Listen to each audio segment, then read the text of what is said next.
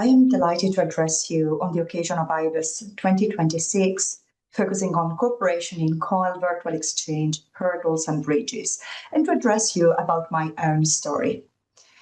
I will try to describe to you how I approached and started to work in the field of virtual exchange. So this is the outline of my presentation today. I will try to describe to you who I am and why I chose to serve virtual exchange, to then introduce you to UNICollaboration and its virtual exchange professional development offerings.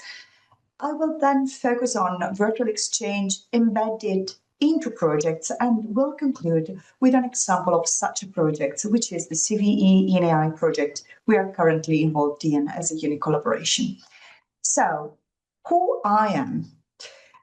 Just to set the scene, as a professional background, I am a conference interpreter. I studied at the University of Trieste in Italy, and I worked, after working for a couple of years in the private sector, I realized that I needed to serve what I really believed in.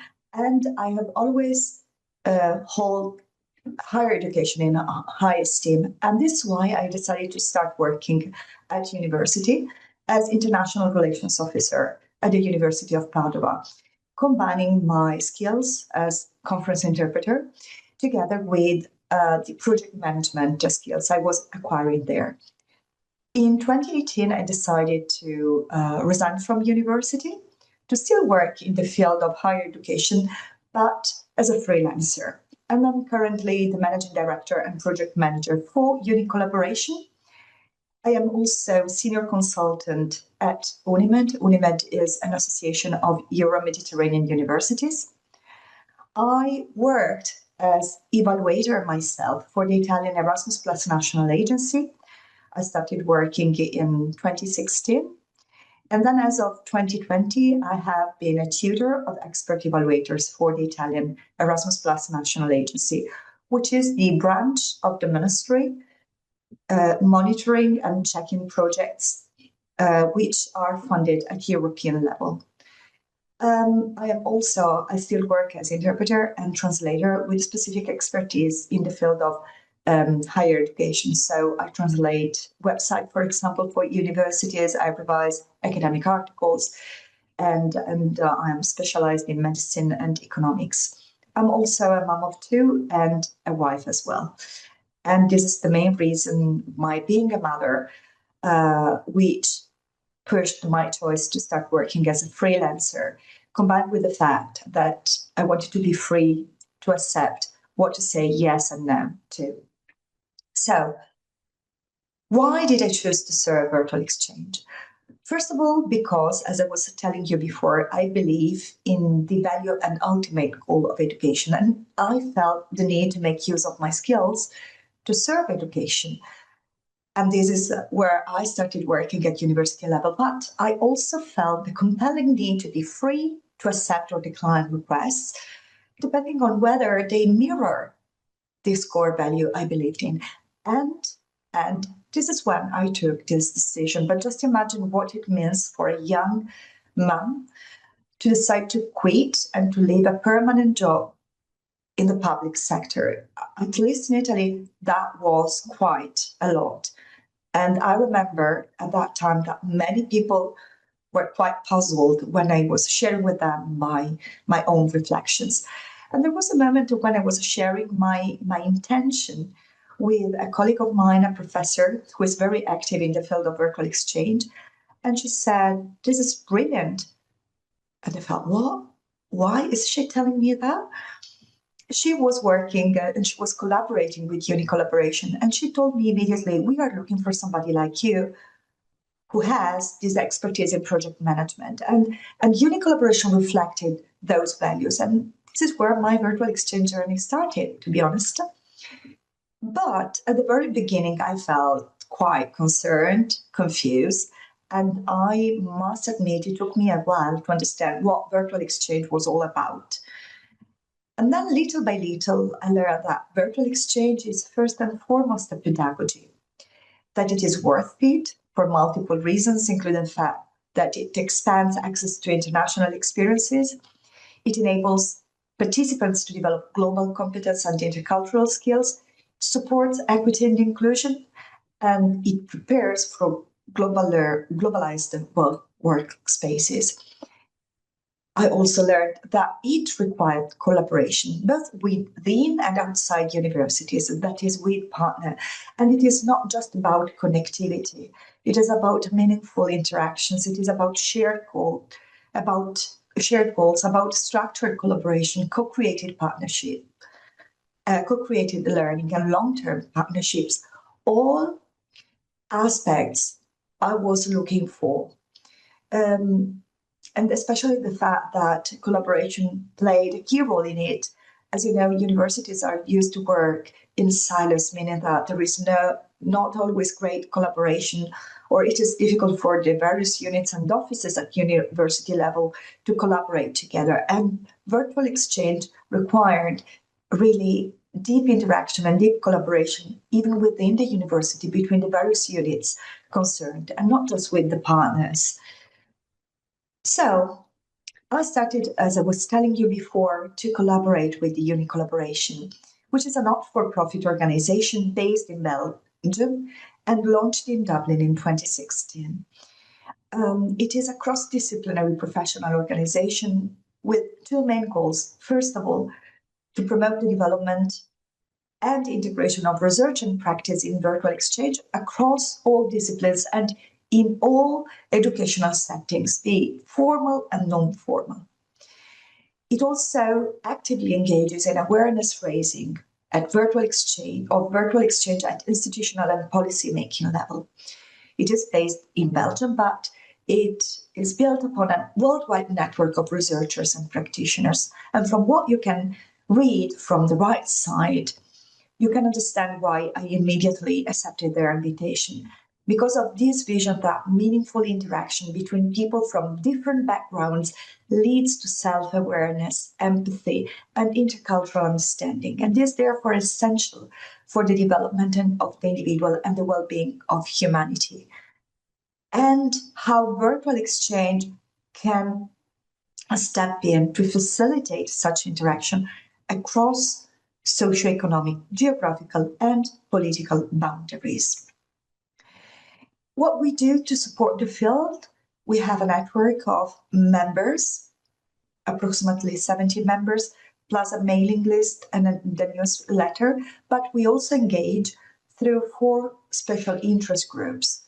And participation in these SIGs is free of charge, and each focuses on a specific topic of interest, be it just to promote initiatives on virtual exchange and COIL at European level, or putting in touch European and non-European people willing to work in virtual exchange, and I coordinate that. Then we have a graduate student SIG, a primary and secondary teacher SIG, and a teacher professional development one. Our core business is to offer professional development in virtual exchange practice and research, but we also organize and co-organize virtual exchange conferences.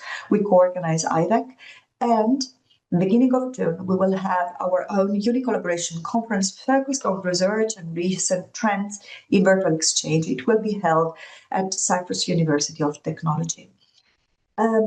We try to leverage social media to promote virtual exchange and various activities. We publish a journal on virtual exchange, try to support research in virtual exchange and participate in projects and tenders. And here you have an idea a screenshot of our journal, our training platform hosted on Moodle, and we do have our portfolio of open badges through the Open Badge Factory. In terms of professional development, I don't want to focus on it too much, but since you are discussing during this conference about bridges and hurdles into virtual exchange, I just wanted to let you know that we are constantly looking for and trying to mirror the recent trends in virtual exchange. And this is why we have just fine-tuned and revised our training offer for it to be up to date. For example, we saw that the field has changed tremendously, especially in the aftermath of COVID. Much more expertise is out there in terms of pedagogy. And virtual exchange is now much more embedded. Yet there is still a gap.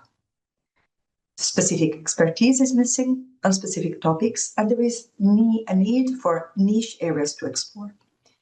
And this is why we have developed two modular concepts, brand new, which is that of masterclasses and modules, so that universities can combine them and decide which topic they want to focus in.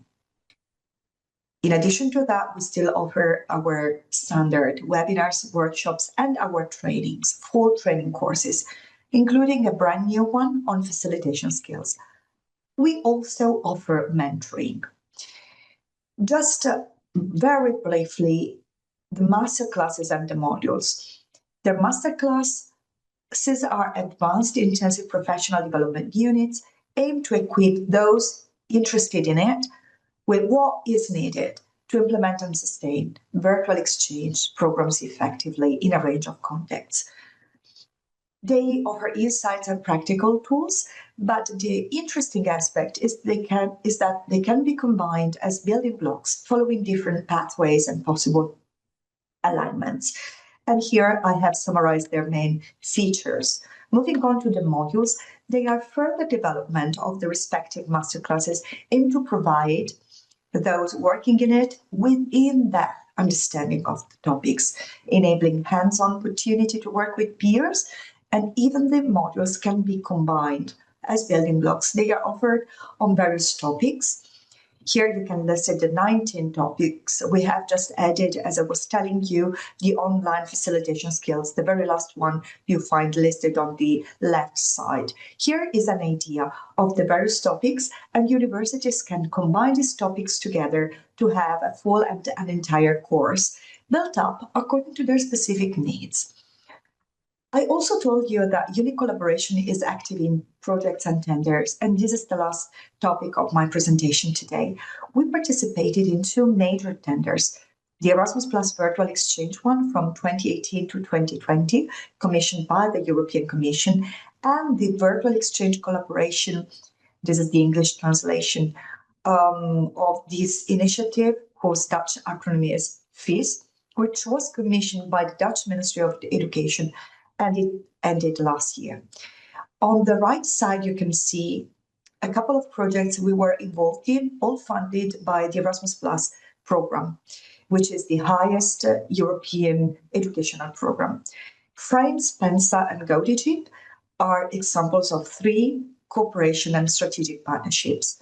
This is specifically a European, intra-European action with potential participation of non-European partners, but as an added value only.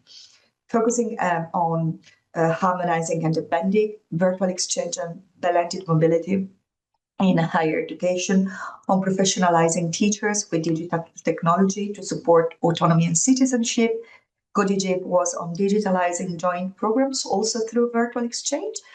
But very interestingly, there is also the VAMOS project, and VAMOS was a capacity building aimed at solving wicked problems in sustainable development education through virtual exchange, making universities from Europe, Brazil, and Honduras work together. So Erasmus Plus offered also this opportunity of international collaborations outside the European Union. Then, last but not least, there is an example of a project I will focus on, and I promise I will stop.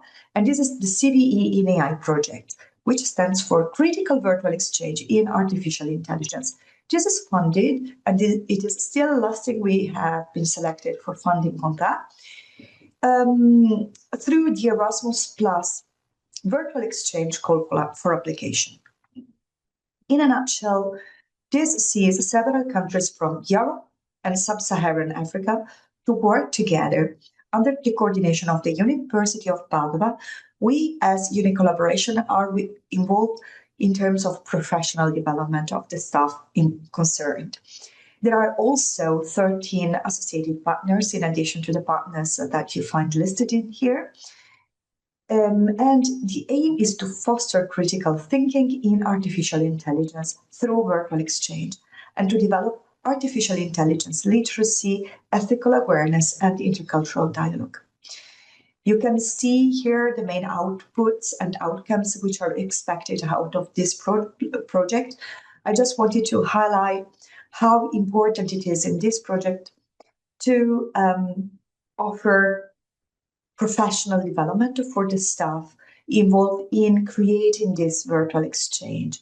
And the very important aspect that this involves and put together educators from Europe and Sub-Saharan Africa, and they are all asked to create this virtual exchange course based on their specific perspective. So it is interesting because in a subject like artificial intelligence, having different cultural perspectives at stake is of crucial importance.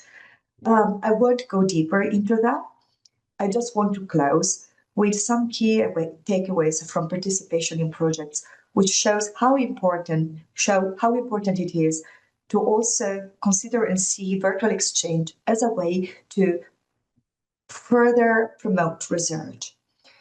Virtual exchange succeeds when the collaboration is designed, supported, and sustained.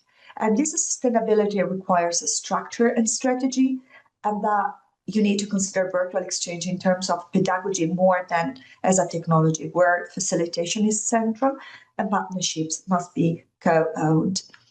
Last but not least, I just wanted to close with this sentence, because this is how and where it all started for me.